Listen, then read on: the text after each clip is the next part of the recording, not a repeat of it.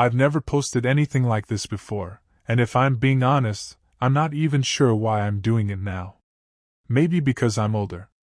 Maybe because the things I spent years stacking on shelves in the back of my mind keep falling down when I'm trying to sleep. My name's William. Not my real name, obviously. People hear the word crime and picture masks, guns, car chases, police lights flashing in rearview mirrors. That wasn't my world. My crimes wore suits and sat in air-conditioned offices. They happened over coffee, handshakes, and fake smiles. Nobody ran. Nobody screamed. Years ago, I worked around government contracts and procurement. Boring stuff to most people. Endless meetings, documents nobody read, people using phrases like cost optimization and strategic partnerships, while staring at PowerPoint slides. I started at the bottom and spent years watching how things worked. Or more accurately, how things pretended to work. Officially, contracts were competitive. Fair process. Best offer wins. Unofficially, sometimes everyone already knew the ending before the race even started. The case I'm talking about started with a tender. Big money. Bigger than anything I'd touched before. And there was already a winner. The problem was that the winner wasn't supposed to exist yet. Back then I told myself I wasn't creating something corrupt. I told myself I was stepping into a machine that had already been running long before I arrived. Funny thing about lies, the easiest ones are the ones you tell yourself. At the time, I believed every word of it. The strange thing is that nobody ever walked into my office and said, "William, let's commit fraud." Real life almost never sounds like that. Things arrived dressed in cleaner language. The conversation started during a late meeting after most people had already gone home. 3 of us remained in a conference room that smelled like stale coffee and overheated electronics. Papers scattered everywhere, ties loosened, jackets over chairs. Everybody looked tired. One of the senior guys tapped a folder and said, almost casually, "We already know who can deliver this project. Not who should win. Not who deserves it.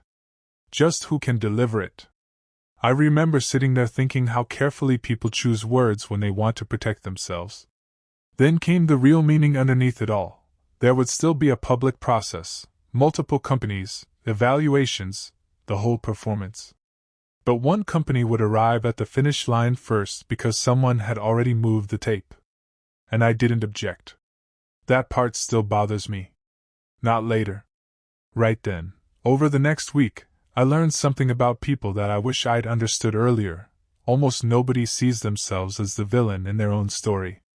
The explanations started appearing immediately. One person said the chosen company had experience nobody else had. Another said delays would cost jobs and money. Someone else shrugged and said, "This is how these projects always end up." And I accepted every excuse handed to me. I remember driving home one night with the radio playing quietly, repeating those arguments in my head like I was rehearsing lines for a play. I told myself we weren't stealing from anyone. I told myself the project would still get done. I told myself I was being practical instead of idealistic. The scary part wasn't that I believed those things. The scary part was how easy it was to believe them. I still had a chance to walk away then. Instead, I started asking questions about what I needed to do. Once I stopped asking whether it was wrong, my brain shifted toward a different question: how do we make it work? That change happened faster than I want to admit. I was brought into smaller meetings after that. Not official meetings with schedules and calendars. The quiet ones. 2 people in an office with the door closed. A phone call from a parking lot. Conversations that somehow never produced notes or emails. That's where I learned the mechanics. You didn't openly hand someone a contract. You shaped conditions around them. Technical requirements could be written in ways that sounded neutral but quietly narrowed the field. Deadlines could be arranged. Certain qualifications could suddenly become essential. Tiny adjustments. Individually, they looked harmless.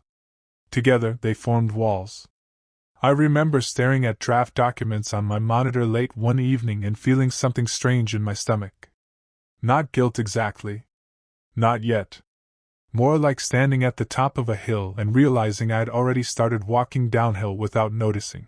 People imagine planning a crime as maps on walls and red strings connecting photographs.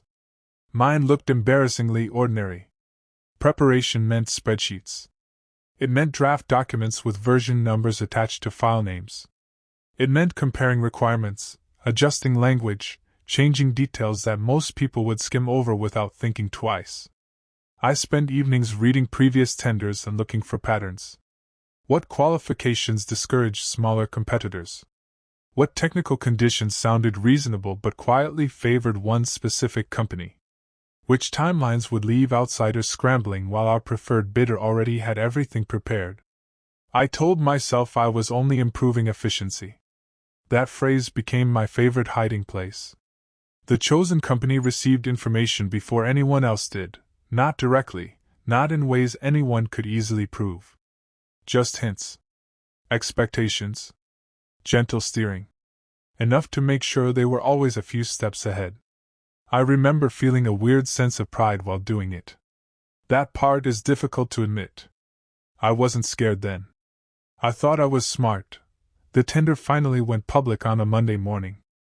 I remember arriving at the office earlier than usual and opening my inbox before taking off my coat. Messages had already started coming in. Companies asking questions. Requests for clarification. Standard procedure. Outwardly, everything looked legitimate. People were moving around carrying folders and coffee cups, joking in hallways, complaining about deadlines. Nobody looking at us would have thought anything unusual was happening. Inside my head, though, I felt this constant pressure building. Because now the thing existed outside conference rooms and private conversations. Real companies were spending real time and real money preparing submissions. Teams of people were probably sitting around tables discussing strategies, believing they actually had a fair chance. I tried not to think about that. Instead, I focused on tasks. Answer emails. Review documents. Stay busy. But every time another bidder submitted paperwork, I felt something uncomfortable creeping in. Not guilt exactly. More like hearing a clock start ticking somewhere nearby. For a while everything moved exactly the way we expected. Questions came in, responses went out, deadlines approached. I started relaxing, which was probably my first mistake. Then another company submitted a proposal. At first I barely paid attention. There were multiple bidders anyway. We needed competition on paper. That was part of the performance. But then I started reading through their materials. And my stomach dropped. They were good. Not just decent, actually good. Their pricing was stronger than expected, their technical team had impressive experience, and somehow they had anticipated several requirements we thought would push competitors away. Whoever prepared that proposal knew what they were doing. I remember sitting at my desk rereading sections while this uncomfortable heat spread through my chest. Because suddenly there was a problem. Not a legal problem. A practical one. If someone looked closely enough, the wrong company might genuinely deserve to win. I called one of the others and said, "We may have an issue." The mood changed after that call. Up until then people had been relaxed, almost casual. There had even been jokes during meetings. But after the strong proposal appeared, the atmosphere shifted into something colder. Nobody panicked openly. That was the strange part. The people around me had done this kind of thing before, or at least acted like they had. Nobody raised their voice. Nobody slammed a fist on a table. They just became quieter. I sat in a room with two others later that afternoon. One of them slowly flipped through printed pages from the competing bid while the other stared out the window. Finally someone said, "There are ways to handle this." I remember hating that sentence immediately. Not because of what it meant, but because I already knew what it meant. By then I understood the language. Ways to handle this never meant fixing a problem. It meant removing one. And for the first time since this whole thing started, I felt something that actually resembled fear. Over the next few days, I watched something unsettling happen. Nobody sat down and announced some dramatic new plan. There wasn't a secret blueprint spread across the table. Instead, small discussions started appearing around the edges of everything. Questions about evaluation criteria. Questions about interpretation. Questions about whether certain requirements had truly been satisfied. On paper, every discussion sounded reasonable. That was the dangerous part. I remember sitting in one meeting while people debated wording with completely straight faces. If an outsider had walked in, they would have seen professionals discussing technical details. Nothing suspicious. Nothing dramatic. Meanwhile, I sat there understanding what was really happening underneath all of it. The target wasn't the project anymore. The target was the competing company. I kept telling myself I hadn't crossed some final line yet. I was just present. Just listening. Just doing my job. People tell themselves strange things when they want to stay comfortable. And I kept noticing that every excuse was becoming easier than the last out. There's a difference between standing near something wrong and actively putting your hands on it. I crossed that line on a Thursday. I remember it because rain had been hitting the windows all morning, and the office felt unusually dark. I had a document open on my screen, evaluation notes, comments, technical observations. Ordinary paperwork. Except it wasn't ordinary anymore. I was asked to review certain sections and make sure concerns were properly reflected. That was the wording. Concerns. Not lies exactly. Not invented problems. Just weaknesses stretched wider than they naturally were. Questions made to sound heavier. Doubts given extra weight. I stared at the screen for a long time before touching the keyboard. Then I started typing. A sentence here. A revision there. Tiny things. That's what still gets to me. I didn't destroy anything with one dramatic decision. I moved a few words around. And while I was doing it, I felt my heartbeat climbing because deep down I knew exactly what I was helping to build. I always thought guilt and fear would hit me immediately after doing something wrong. Instead, I felt adrenaline. That surprised me. For the next couple of days I moved through work almost like I was running on electricity.